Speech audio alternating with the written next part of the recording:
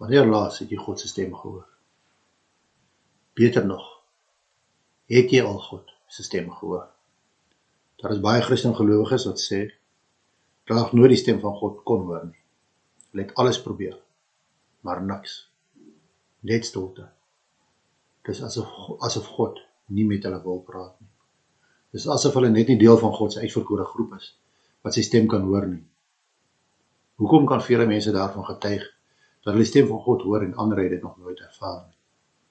Is dit dalk so, dat God wel 'n spesiale groep Christus volgelinge het, aan wie homself, deur sy woord, deur sy stem, openbaar? Kom ek vra so, as jy een van die vele is wat nog nooit God se stem kon hoor nie, het jy al gedink waarom nie? Ons as mense is in hierdie moderne tyd waarin ons lewe, is so vasgevang in die ratreis van die wêreld, dat ons byna 24 uit die 24 uur van die dag besig is met wêreldse dinge.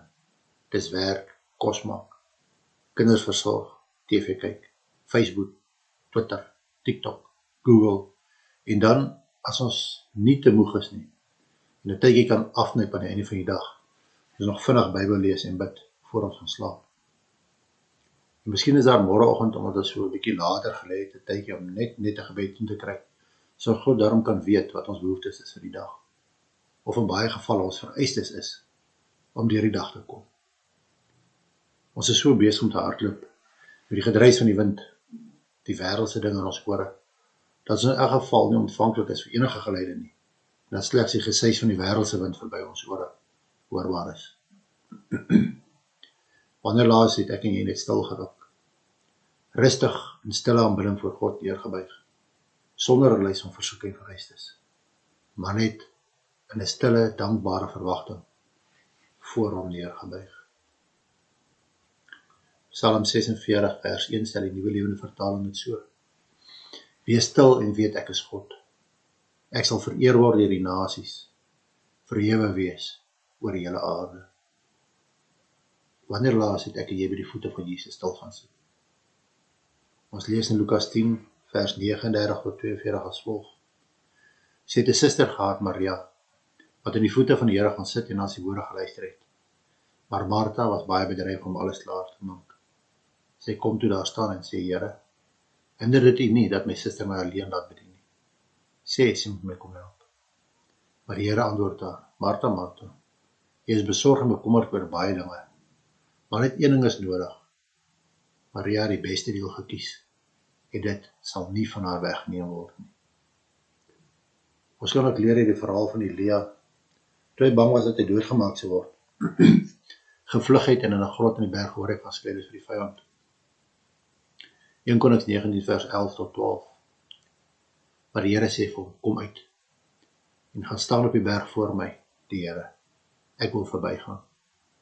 Skielik was daar 'n baie sterk wind wat die berg stukkend geruk en die rotse gebreek het voor die Here. Maar in die wind was die Here nie. Na die wind was daar 'n aardbewing, maar in die aardbewing was die Here nie. Na die aardbewing was daar 'n vuur, maar in die vuur was die Here nie.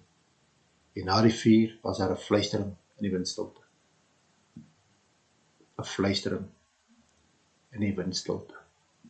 Jy sien, om die stem van die Here te kan hoor, is dit baie belangrik. Ons tyd ons sy teenwoordigheid deurbring. Ons by die voete van Christus van stil raak, dat ons die geskrewe woord van God gereeld en met insig sal bestudeer. Dat ons sal vrymaak van die wêreldse gejaag en ophou ons tyd te spandeer op onbenullighede. As die stem van God soos 'n fluistering in die wind is dit nodig dat ons sal stil raak in sy teenwoordigheid. Ons self sal leegmaak van ons eie begeertes, behoeftes en onsself in diepe nederigheid ontvanklik sal maak om sy stem te hoor. Solank ek en jy in 'n wêreldse ratreis is, sal ons nooit die stem van God kan hoor nie. Al praat hy 40 keer op 'n dag met jou en my. Raak stil voor die Here. Kom in sy teenwoordigheid. Spandeer tyd, kwaliteit tyd saam met hom.